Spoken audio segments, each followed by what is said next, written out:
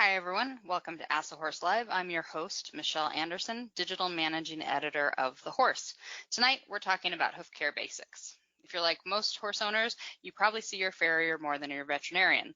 That's because horse hooves need regular care, and when things go wrong with feet, they tend to go very wrong. A horse's foot issue can impede his performance and even become life-threatening. To answer your questions about horse hoof care, we're joined tonight by Dr. Scott Fleming, a podiatrist with Rood Riddle Equine Hospital in Lexington, Kentucky. Welcome, Dr. Fleming. Thank you. I appreciate the opportunity. Yeah. Dr. Fleming, can you tell us a little bit how you became involved in equine podiatry? And for those who haven't worked with a podiatrist, maybe you can help us understand what it means to be an equine podiatrist.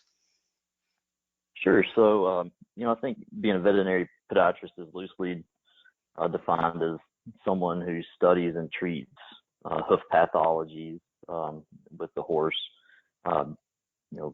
As a general rule, at least in our field, we consider that to be a veterinarian that either works on lameness of the hoof alongside other farriers, or in our instance, in our group, all of our veterinary podiatrists also actually apply our therapeutics and shoe the horses that we're working on.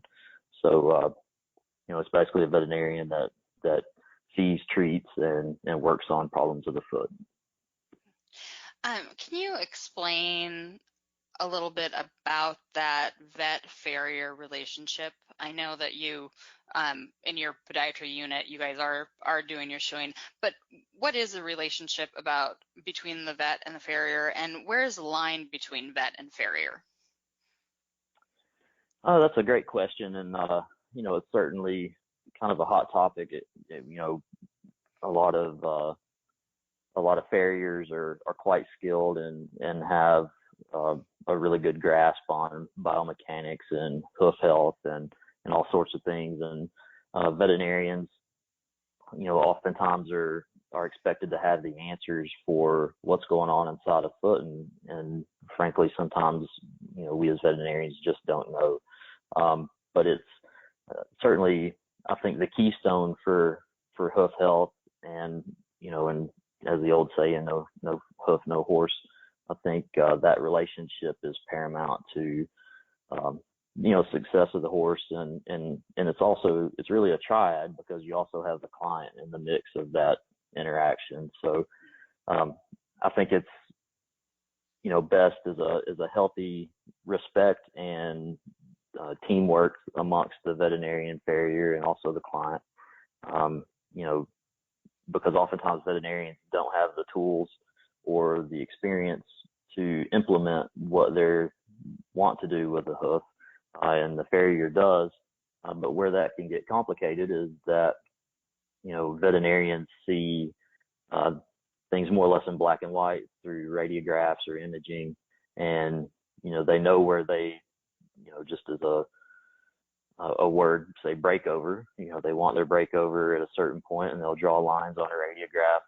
And being that the hoof capsule is a living organism, you can't always just chop the toe off or do, what you'd like to see radiographically. But, the good thing is there are often many avenues to get there. And that's where the experience of a farrier can say, I can't do that, but I think we can go to the same place, maybe just in a different way. I can modify this shoe that I have available, and with the depth that I'm perceiving in this foot, I don't think I can do that, but we can still get there. And I think that's where, open lines of communication and a healthy respect for both professions is really important. So did you have an interest first in farrier work, or did you become a vet first and then get involved in farrier work? I was a farrier first. I grew up in East Texas. My parents had Western Performance horses, and I think they just wanted a cheap farrier. So they sent me to shoeing school when I was a teenager, in my late teens, and I started a small Quarter-Horse-centric practice in Texas, and just kind of grew from there. And it wasn't until years later, I always knew I wanted to go to vet school, but I went to the Marine Corps first and spent 4 years there, and then went to Texas A&M, and that's really where my interest and exposure to what I do now blossomed. I was just shoeing sound horses and ranch horses, working horses, those sort of things there for the first several years of my practice. Well, for everyone listening, I want to give them a quick review of our Ask the Horse Live format. We're going to be starting with the questions that everyone submitted during registration. If you have a question and you're listening live, and you'd like a clarification on one of the doctor's responses, you can go ahead and enter those in the chat window in front of you. We're going to do our best to get to as many of your questions as possible over the next hour. If you're listening to our archive or our podcast and are interested in joining us live during one of our events, you can register to receive our announcements at thehorse.com or visit thehorse.com/askthehorselive. So we're going to go ahead and get started. Dr. Fleming, our first question is from Angie in Missouri, and she wants to know, how often is it recommended to trim or shoe a horse's hooves? And I'm interested in your answers because I have 4 horses on 3 different schedules. Well, that's common actually, and I think that's a great point. So I would say as a general rule, 4 to 6 weeks would be the average length of time between trimming or shoeing, but certainly some horses require much more frequent intervals, and some, for lack of a better term, can get away with longer.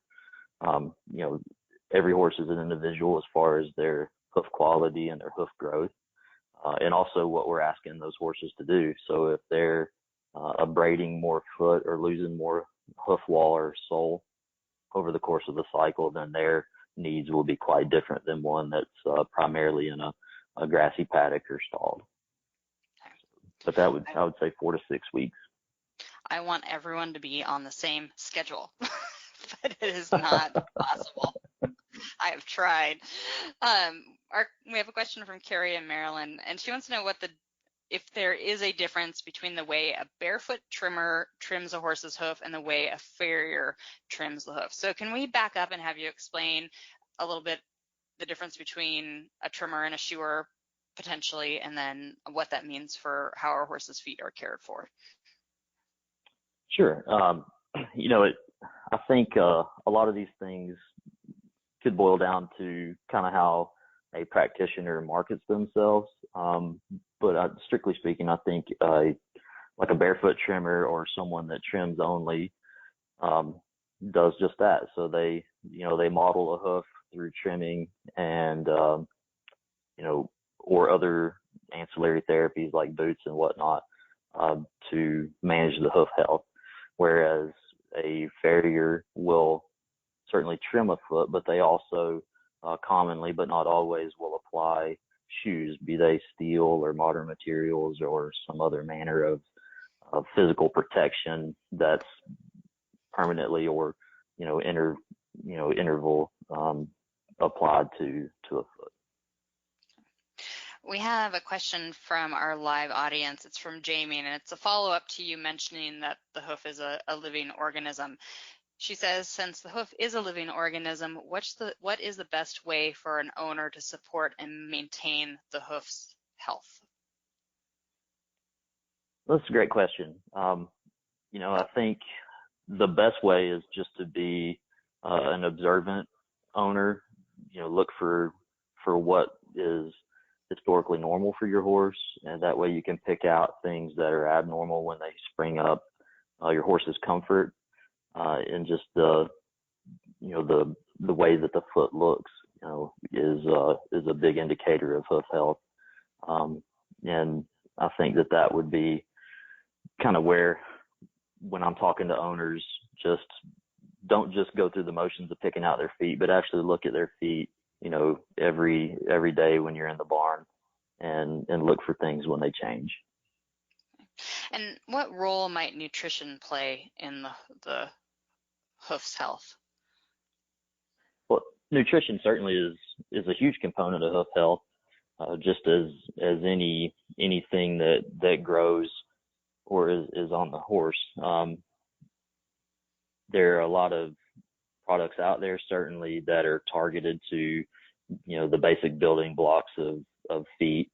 And certainly some horses have digestive tract disease or things that limit the ability for them to uptake nutrients, gut wall thickening, those sort of things. So nutrition is a huge component, and certainly you can see the evidence of changes in not only nutrition but activity and certain things in the growth patterns of feet. And I think it's evident that nutrition does have a big influence on hoof health and growth. We have a question from Marcia in Tennessee, and she wants to know, when are shoes appropriate for a horse? And developmentally, can they damage the natural growth and inner structures within the hoof? Okay. So for me, anyway, I think horses in the barefoot condition is a really good thing as long as they're able to tolerate it for what is being asked of them. So, I treat every horse as an individual again. And for instance, today I was working on a couple of trail horses. One came in that was fairly thin-soled and was going to be going on a somewhat rigorous ride, a trail ride, about 2 weeks from now. And the other horse had plenty of sole depth, was sound. I shod one, I left the other barefoot. And it's just a matter of, is the horse comfortable with what he's being asked to do in his activities? Do you see hoof wall damage or thin soles or, issues like that? And that's the determining factor for me as far as on the most basic level. Now, certainly there are a lot of disciplines out there that we're asking not only for the foot to be healthy and sound, but also perform and have traction or movement, alterations, those sort of things. So there's a lot of reasons for it, but that at the basic level, is the horse capable of maintaining hoof health without a shoe? If he is, and he's doing what you need to do performance-wise, then I think that it's acceptable to go barefoot. Now, as far as shoes damaging the internal structures, we've certainly been shoeing horses for over 2,000 years. We've come a long way, but the basic tenets have probably been unchanged for at least several hundred years on how, at the most basic level, shoes are applied. And I think when they're applied appropriately with, fitting the foot, maintaining distortions within the hoof capsule, I don't personally have the opinion that we're causing damage, but certainly there are some feet out there that, for whatever reason, don't tend to tolerate nails, be they thin-walled feet or, some other reason. So it's a case-by-case, basis, but I think for the most part, most horses are relatively unaffected with a skilled, appropriately applied shoe. I have 4 horses. 2 are shod and 2 are barefoot. And one, I bred him, he's 16 now, and I kept thinking, I'll put shoes on him when he needs them. And now he's 16 and he still never has shoes on. Which I figure he saved me a lot of money over his lifetime. But I wonder, what are those signs that your horse might benefit from shoes versus one that doesn't? Because I just went by a gut feeling of, this horse is okay, and he's never had any problems. Even when I ride him out in the mountains, in the rocks, he still does okay. I don't even put boots on him. But what are some signs that maybe a horse needs shoes, or maybe they can keep going without them? Well, certainly soundness, I think, is going to be the one that sticks out the most. So if they're gimpy out there on gravel or hard ground, certainly with rocks and those sort of things, then that's a big indicator that they're asking for more protection. Visually, seeing cracks within the hoof, you're getting chipped up along the margins, those sort of things would be a visual cue that, potentially we need to add some protection here. Another thing is just the hoof shape itself. If you're, unhappy with the way that the foot is looking, sometimes shoes can augment the stability of the hoof capsule and provide, better overall shape and support of that hoof capsule. We have a question from our live audience. Harriet says she has a fox trotter that had always had shoes on, but she's had him barefoot now for 3 months. He was trimmed last week, and now he's walking like he's in pain. She says her farrier says that he is, quote, walking on his heels. She wonders if she should go back to shoes for this horse. She said he's on pasture and not in work. Okay. So, I encounter this scenario quite a bit in my practice, and, it could be one of those things that, due to the protection that the shoes were given that horse 3 months ago, he had built some sole depth, had some wall length, those sort of things. And then over the course of those 3 months, he, be it weather conditions or whatever, environmental conditions were out there, that the horse has lost some sole depth or maybe some length of the wall and just needs protection. But I would encourage, that owner to also, first of all, talk to the farrier and say, is there some reason that you're seeing that he's walking on his heels? That could be an indication that there's a part of the foot that horse is trying to offload, maybe the sole in the toe area or something along those lines. And also, that might not be a bad time to get veterinary involvement and get some radiography to see what's going on inside the foot. That would be a great opportunity for the vet and the farrier to try to help that horse as a team.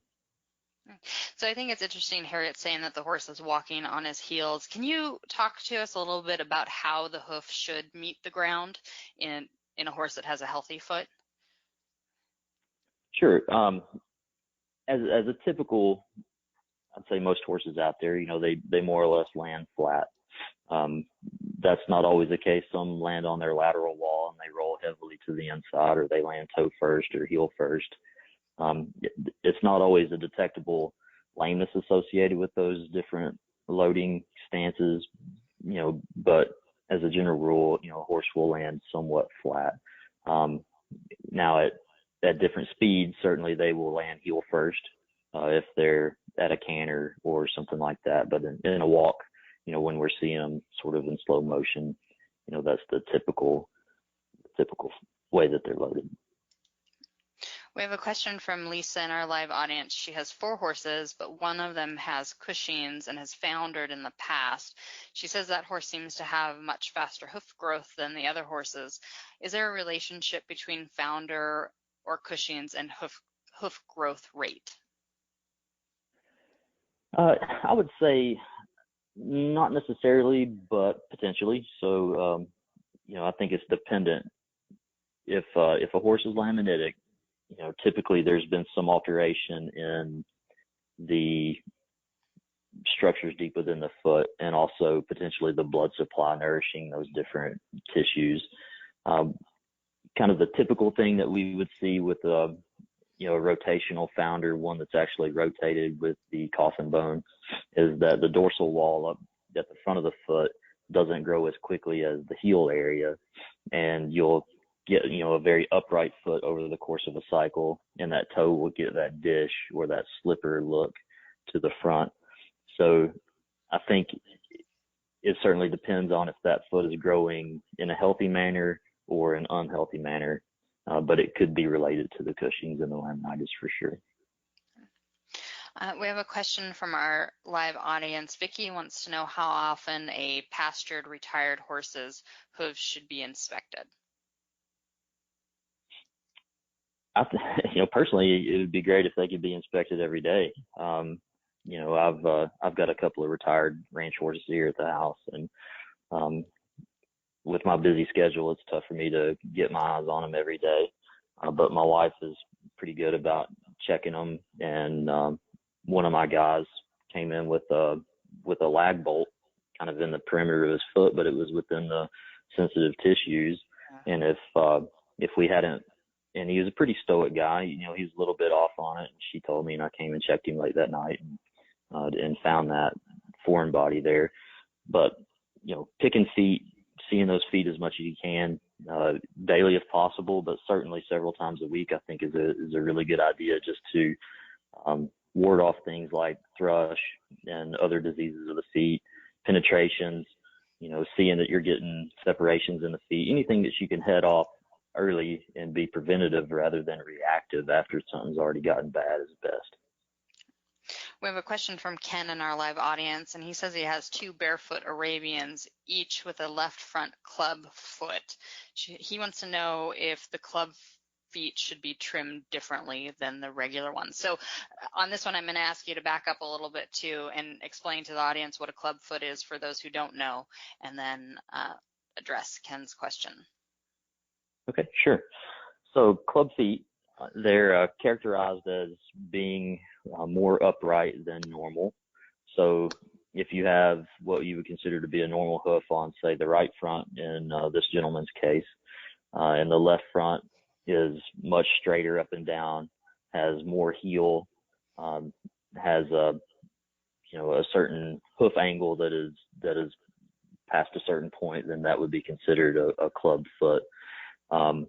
And to address the question of trimming, certainly I think that every foot on a horse is an individual.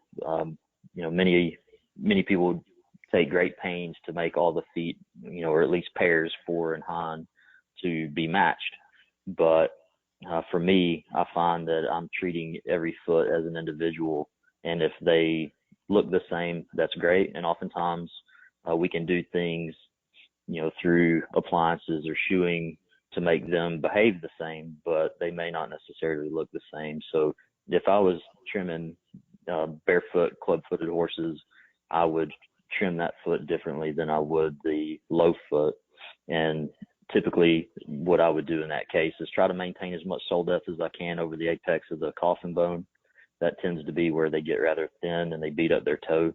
And a lot of times that the dorsal aspect or the front of the foot will have that dish similar to a laminitic foot, and basically try to keep that flare at bay. And I'll put a little rocker in my trim just to try to reduce the forces out there over the toe. We have a question from Jean in Pennsylvania, and Jean wants to know if you recommend that a hoof be cut at a specific angle, or do you go by the slope of the pastern? She says that she has seen both recommended. Sure, and I think that that's largely dependent on the discipline that the horse is in. Certainly the conformation, it's common to think that the slope of the shoulder, the slope of the pastern, and the hoof should more or less be parallel. I don't ascribe to certain hoof angles.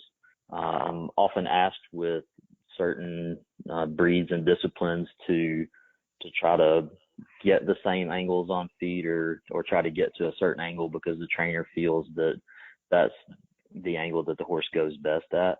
And if I can do that and still feel like I'm serving the hoof health the best that I can, then I will try to reach that. But for me, I find that I read the feet that I'm shoeing or trimming, and I'll let them tell me as much about what their angle should be as the pastern or some arbitrary degree value.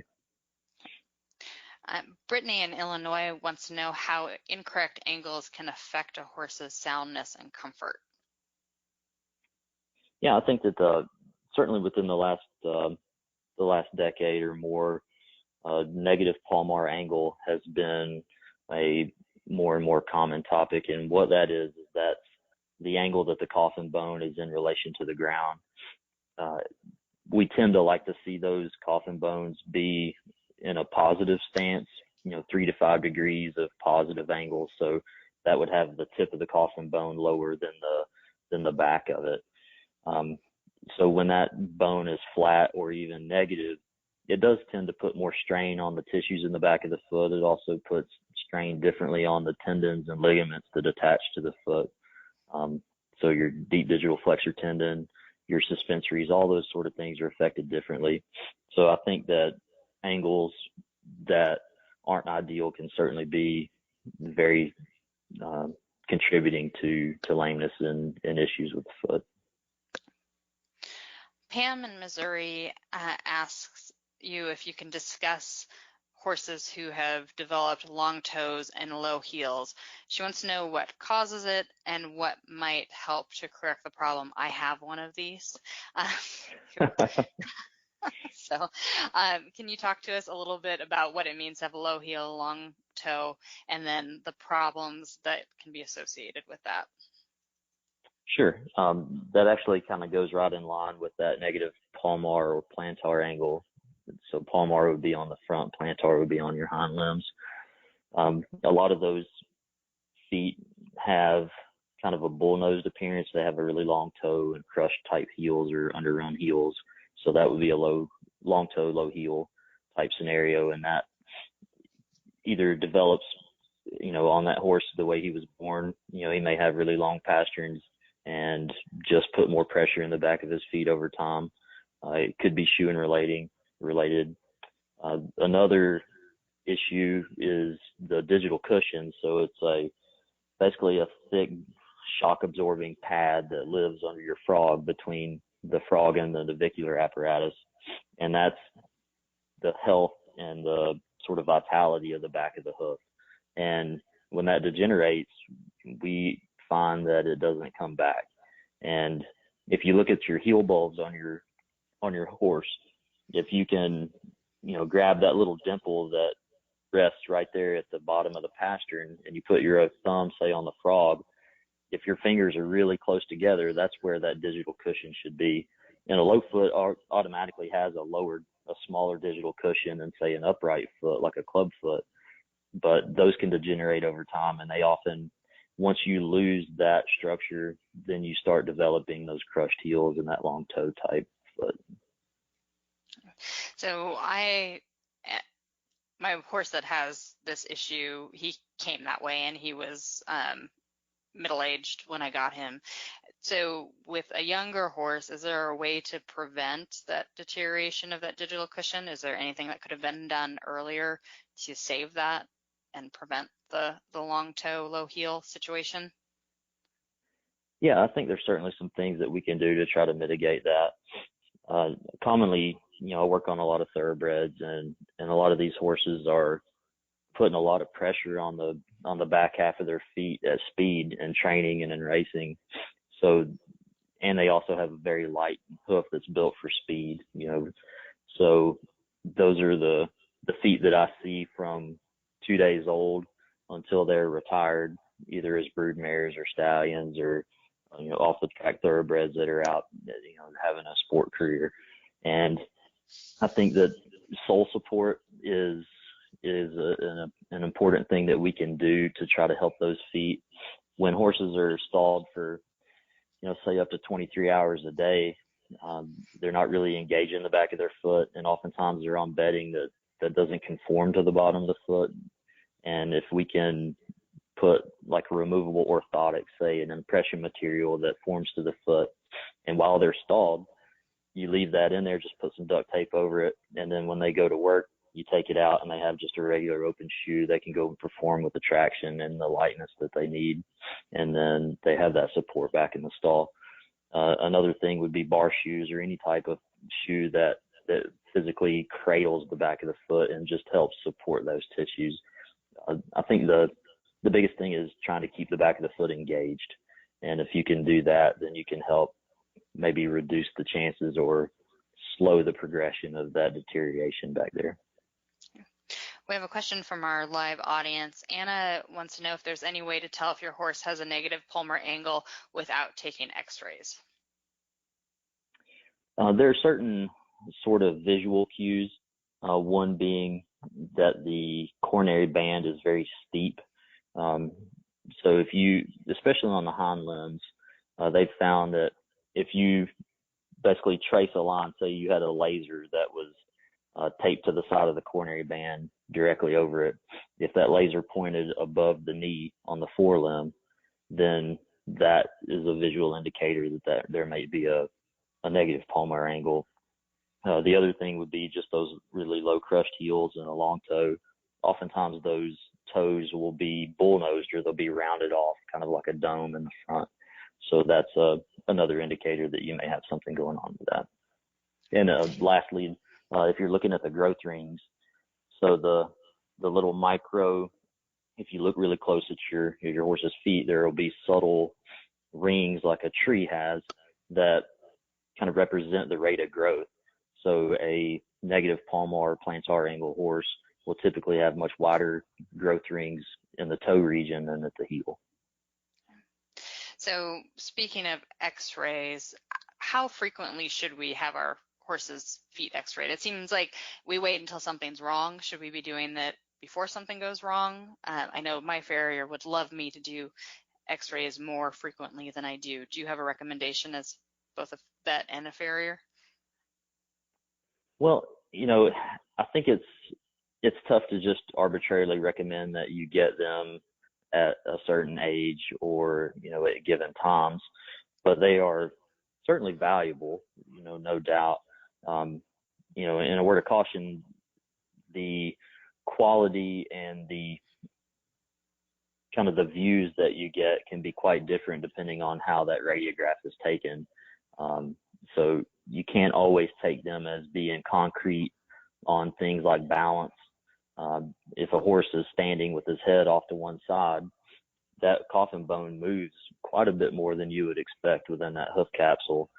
So, having an experienced clinician taking those radiographs the best that they can, oftentimes we're in environments where, we're going to get subpar films because the ground is not level, the horse is being unruly. There's a lot of different things, but, for me, I have a radiograph machine with me every day, and it's certainly a huge part of, my diagnostic workup and my capability to diagnose things. But back when I was a farrier, before I went to vet school, yeah, I really a lot of times wish that I could have gotten radiographs, but oftentimes it's just one more expense to an owner. And, sometimes that's met with, well, let's just wait and see what the shoeing does. And sometimes that's the best that you can do. But certainly if there are issues with the feet, I think radiographs can be quite valuable.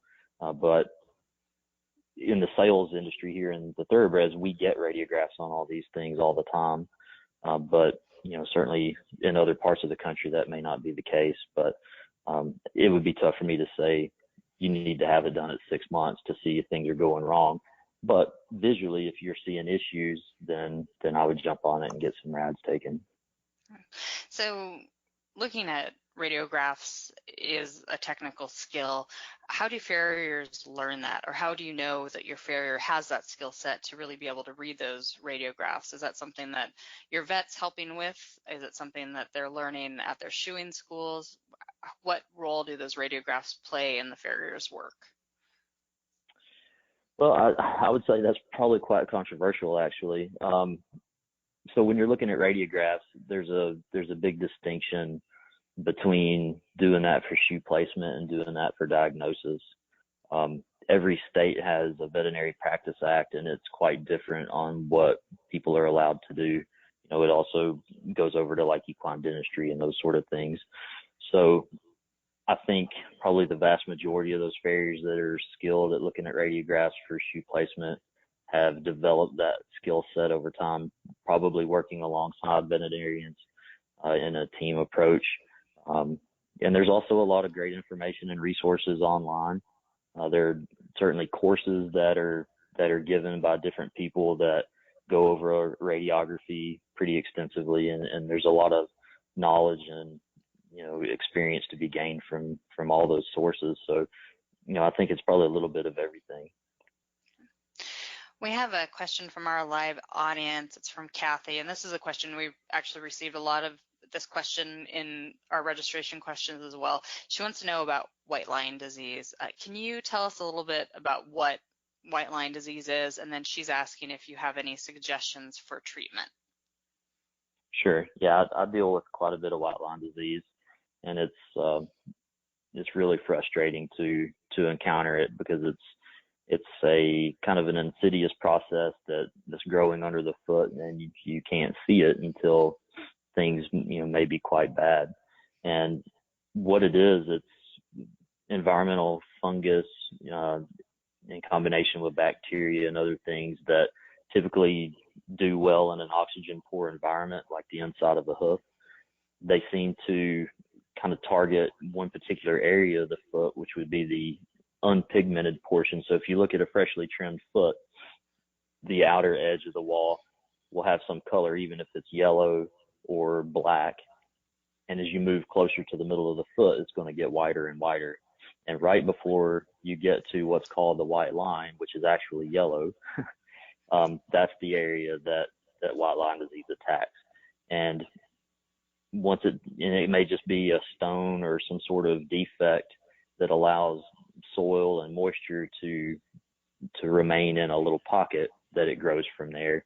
And some horses, you could have 20 horses in the same paddock, and one may be greatly affected and the rest of them are fine. So we don't really know the reason that some are affected more so than others. It's a theory that some of these horses may be a bit immunocompromised, or some reason that their horn quality isn't as good as the other horses in the field. But it's basically an anaerobic process that those organisms chew on that unpigmented horn to the point that they could cause mechanical founder, and the internal portion of the foot is no longer supported, and you have big problems. Mm-hmm. So how do you go about treating that? So typically for me,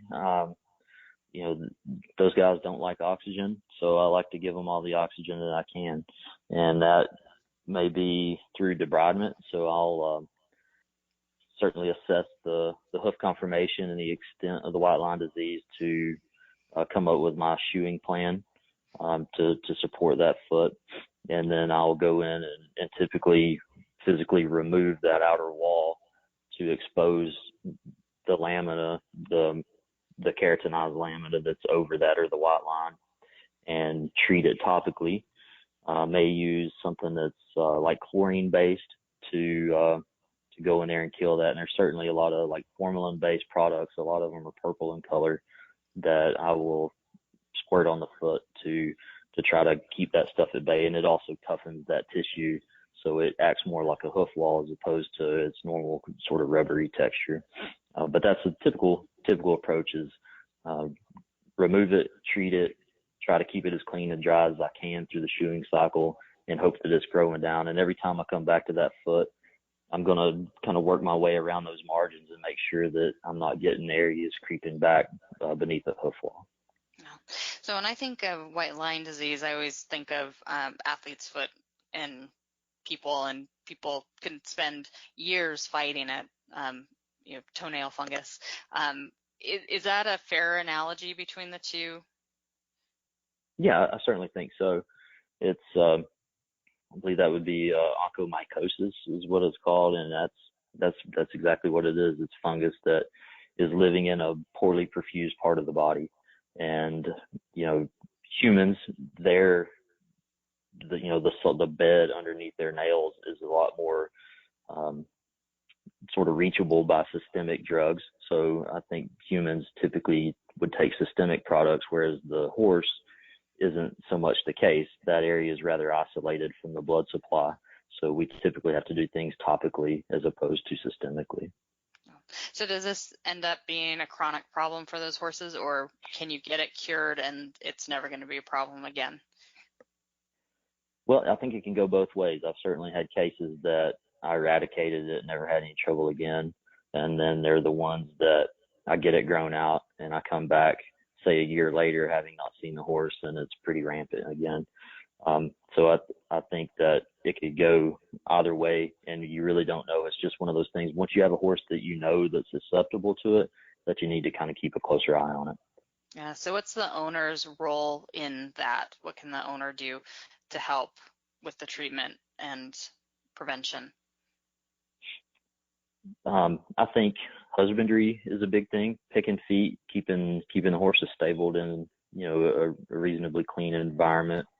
Whatever you can do to limit the that sort of environment that those organisms will live in. So if you can keep your feet drier and healthier, then I think that sets that hoof up to be better off against those type of organisms. Another thing is you could potentially intermittently treat the feet with some sort of soak, one of those chlorine-based type products that I talked about. And the biggest thing is just ask your farrier, hey, how are his white lines looking? Do you feel like he's getting seedy toe or any white line disease progression? And once you do, be aggressive about it. You can't act, like an ostrich and stick your head in the sand, because it's just going to keep growing beneath that wall. Okay.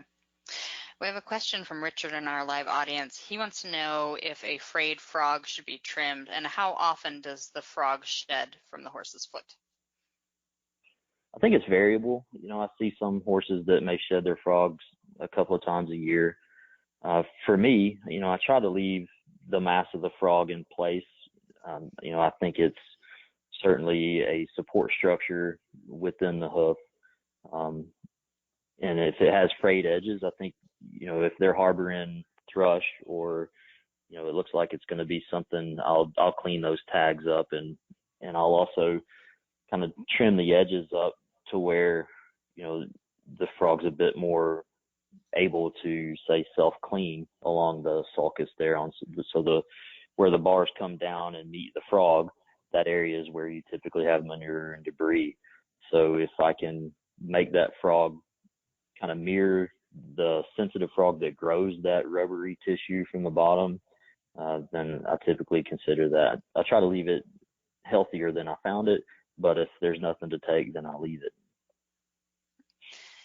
Gabrielle in our live audience wants to know if you can talk a little bit about brittle hoof walls and nutrition and topicals that might help strengthen them. Okay. So, this is a huge frustration for tons of people. One of my horses as well is something that I deal with kind of constantly. I think part of it has to be hereditary. My parents had a certain line of horses when I was growing up that I knew what their feet were going to be like before that foal, was a yearling. And, I think in the environment and what we do husbandry-wise also plays a big factor in that. With the flies that we have during this time of year, those horses oftentimes are turned out at night when dew's on the ground. So all night long, the foot's, soaking water, and then they come back to a dry stall all day. So it's wet, dry, wet, dry. And if you kind of picture what plywood does when you get it wet and let it dry many times, it starts delaminating. And I think that's basically what happens to some of these feet. So, whatever you can do to limit that wet dry cycle, I think can help. There are there are tons of products out there that are going to claim all sorts of things. And, and some of these products would be categorized as sealants and some would be moisturizers. My personal opinion is that, most of the moisture, not having the turnout situation in mind comes from within the foot. So a lot of times I'll use sealants to try to lock in that moisture that's already more or less evaporating out of the foot. Another thing that you can use is super glue. A lot of these feet that I take out of cuff shoes or something like that, I will apply kind of a gel type viscous super glue on it, and I find that when I come back that is still in place when I'm seeing that foot again. So that's another thing that you can use. We have a question from Marilyn in our live audience, and she wants to know if it's better to let a hoof abscess come out naturally or to try to drain it. Is it best to soak a possible abscess or not? It's a great question. Sort of within my practice, I typically see the worst of the worst, as far as numbers go. I'd say, 999 out of 1,000 abscesses go without issue. The vast majority of them, you can, let them pop on their own. I typically don't recommend that. I think the faster that you get those treated and open, relieve that pressure, the less chance you have of, overloading the other limb that's having to take the weight of that one for too long, and potentially get laminitis or something like that. So I tend to kind of pursue intervention more quickly. Certainly there are tons of horses out there that, just get over it on their own. It either vents at whatever the route of least resistance would be, either the coronary band or at the toe or white line, wherever. But for me, I like to, delicately hoof test that foot and try to pinpoint the source of that pain the best that I can.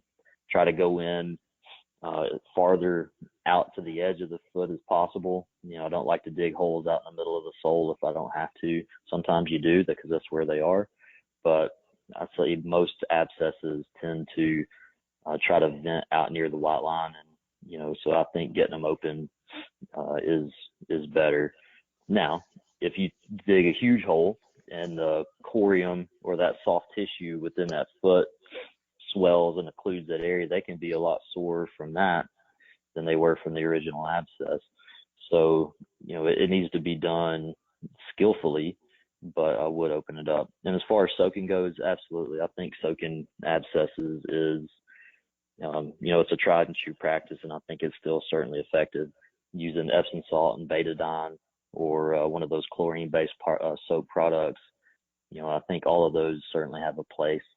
And another thing that I use, kind of an old trick, is an overnight soak bag. So I take, one of our 5-liter IV bags that's used in surgery, and I'll put Epsom salt, DMSO, iodine, and just like your brand that you would have in your barn, and make basically a poultice, and that stays on that foot for 24 hours. And it's a really strong drawing agent, and it's pretty effective at getting some of those deeper abscesses that you can't quite get to. So if you suspect an abscess, is that a call to your farrier or is that a call to your vet? I would say most of the time it's a call to your farrier.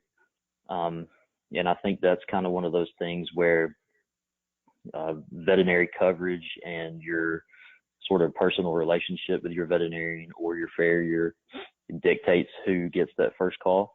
Mm-hmm. I think that a lot of farriers are skilled at opening abscesses and things that they do.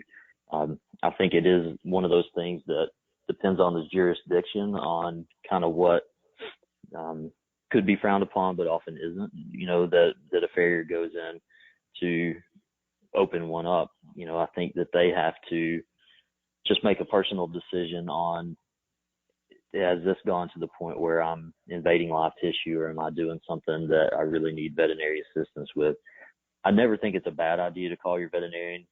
They can sedate the horse, they can shoot radiographs, they can do a lot of things to speed the process of finding that abscess. There's tons of abscesses that I find that I need radiography to really pinpoint where that gas pocket or where that fluid pocket is. So I think it's one of those things that they can work together and help the horse faster oftentimes, but it's ultimately up to the owner. Jamie in our live audience has a question about horses with thin soles. She wants to know what are the pros and cons of pour-in pads to regain sole thickness. So can you talk to us a little bit about the sole thickness and how we might go about making it thicker? Sure. So pour-in pads are oftentimes an excellent tool to kind of add thickness over the sensitive areas of the foot. Kind of a caveat, though, is that if they're putting more pressure over those already thin areas, then it can backfire on you, and you can get seromas, or basically like a sterile abscess, or increased pain from that, load being transferred deeper within the foot. So I think, it needs to be something that you make an educated decision on. Is this the type of foot that I can put a pour-in pad on and get what I'm wanting out of it? I'd say the vast majority of thin soles out there that they are a good tool to use for that. But certain instances when they're very soft or very sensitive, it may create more problems than it's helping.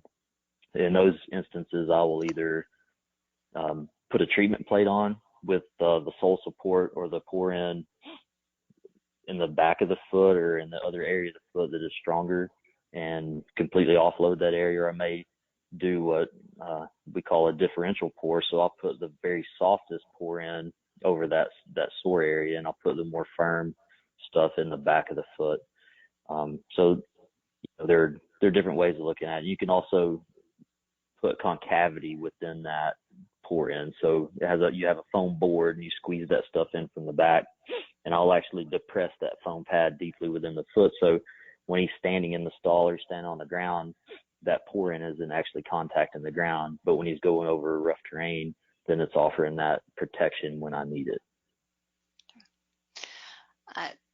We have a question from Taylor in our live audience who is asking a follow-up to the white line disease questions. Taylor wants to know if metabolic horses are more susceptible to white line disease than other horses. Well, I don't know if we can categorize it as strictly metabolic horses, but I do think horses that have laminitis are more susceptible to it. When that, the structure of the lamina is affected at the microscopic level even,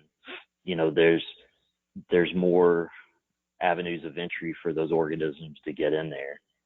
And you also find that those horses often abscess more. And, when you look at a stretched lamina or a stretched white line, it looks like the edge pages of a wet book where they're just wrinkled and they're open. And certainly I think that they are more susceptible to white line disease and abscessing. Elizabeth in our live audience wants to know if hoof supplements work. I think there's probably evidence out there that they do.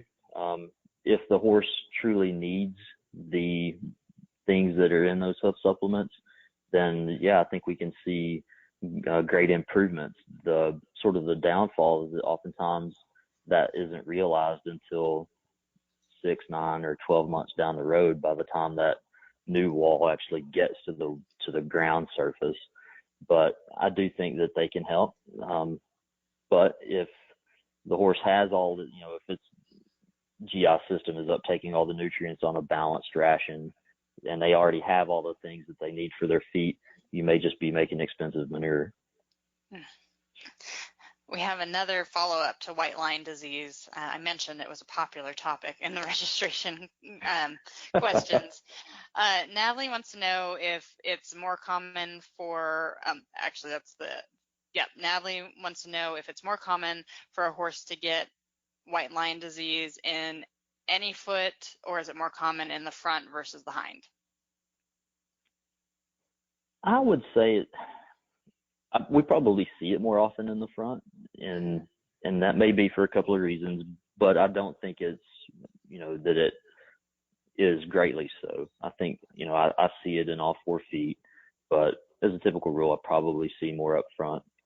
And that may be that the horse, bears roughly 60% of its weight up front, so you're already asking that foot to bear more weight.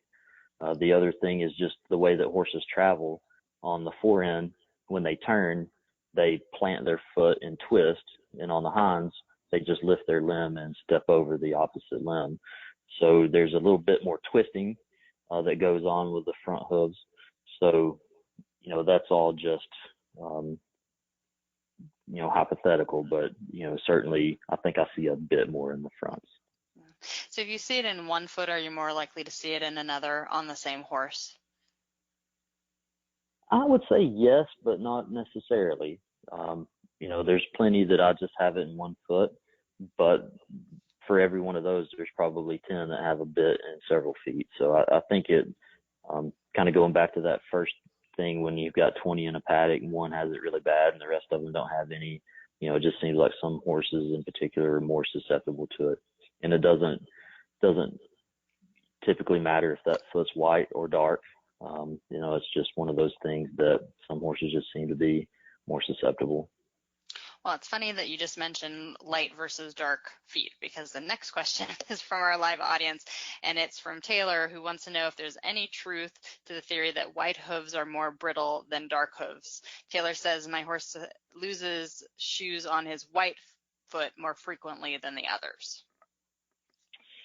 Yeah, so this has been a very common theory for, as long as horsemen have been running around. And I think it's been disproven. I actually did an article on this a few months ago, and all the research that I could find pointed to no correlation between hoof color and quality, being on the same horse, that is. So, the studies basically looked at the internal structure. They twisted and manipulated those feet with different colors, and they drove nails with shoes, and they measured the resistance of those nails coming out of those different colored feet, and they were all statistically similar. So, and another, I think, key point is that a lot of feet are black and white, have a stripe or something like that, and there's no apparent deviation between the hoof in that zone where the color changes. And if they were structurally different, I think we would see an alteration in that foot. So, no, I don't believe that there is a difference between white and dark feet, at least on the same horse. Well, and I have to say, I have a mare who's a warm blood Arab cross that I do distance conditioning and riding on, who has 3 white feet and has never had a shoe on, and her feet are tough as nails. And then I have a thoroughbred mare with all black feet, not a speck of white on her, who only is ridden in the arena, and she is very tender-footed. So, and she's always tossing her shoes off. So I'm going to agree with that. It depends on the horse and not the color, but I don't know. But yeah, that was a common question that came in also. We have a question from Jerry in Kentucky, and she wants to know how, if you can tell if unshod feet will tolerate sandy or rocky terrain. She said that she has an 11-year-old horse that has never been shod. So she's trying to decide, she's going to take the horse out on rocky terrain. Should she go ahead and boot up the horse or get shoes put on? Gotcha. I think that's unfortunately one of those things that you almost have to put the horse through its paces to find out. If you're nervous about it, I think I would certainly to not, upset your ride or, have to quit early. You may want to opt for something with more protection, be that a boot or a shoe. But I would encourage you to find some terrain that would mimic the riding out on the trail closer to home. If you could trailer him to a friend's house, or if you have some area that would be similar to what you would encounter, just gently walk him over that and see how he reacts. And then, you can do it under tack after that and just see how you respond.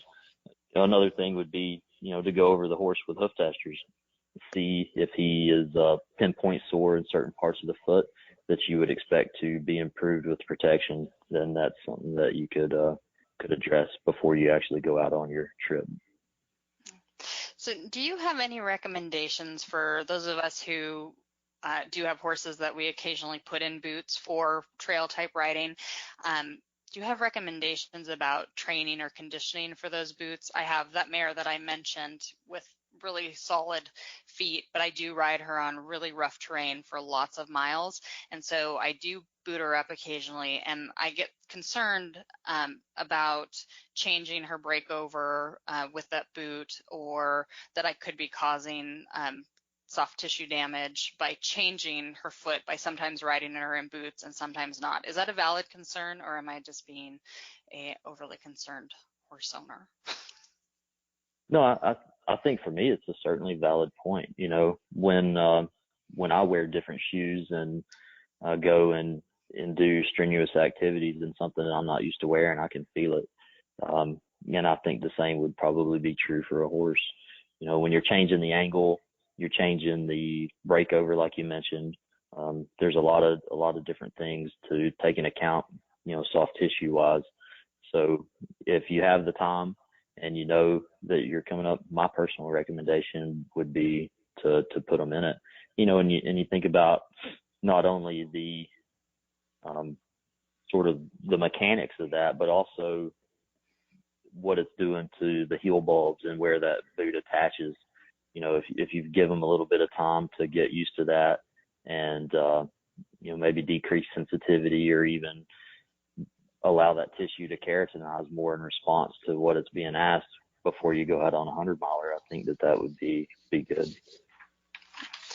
We have a question from Beth in our live audience, and Beth wants to know, if your horse is barefoot, are there signs that he needs shoes other than being sore or responding to a hoof tester? Yeah, I think I lightly touched on that earlier. So if if you're seeing sort of, negative visual cues, if, your foot's cracking, or if you're chipping up, or just the overall hoof shape isn't, or it's changing for the worse, then that might be a reason to get shoes on him, short of soundness issues or hoof testing. So for me, if I see a foot that I just don't like the way it's going, then I'll talk to the owner, and we'll at least put shoeing as an option out there. Okay. Well, unfortunately, that is all the time that we have for tonight. I want to thank Dr. Fleming for joining us and answering everyone's questions. Thank you, Dr. Fleming. Yeah, thank you so much. I really appreciate the opportunity, and hope you guys have great riding out there and enjoy your horses. Yeah, we got through a lot of questions. We had a lot of questions left, so we might have to do a part 2 sometime, Dr. Fleming. For everyone who's listening, listening live, I hope you can join us next month when we're talking about senior horse health. Until then, from all of us here at The Horse, have a great night.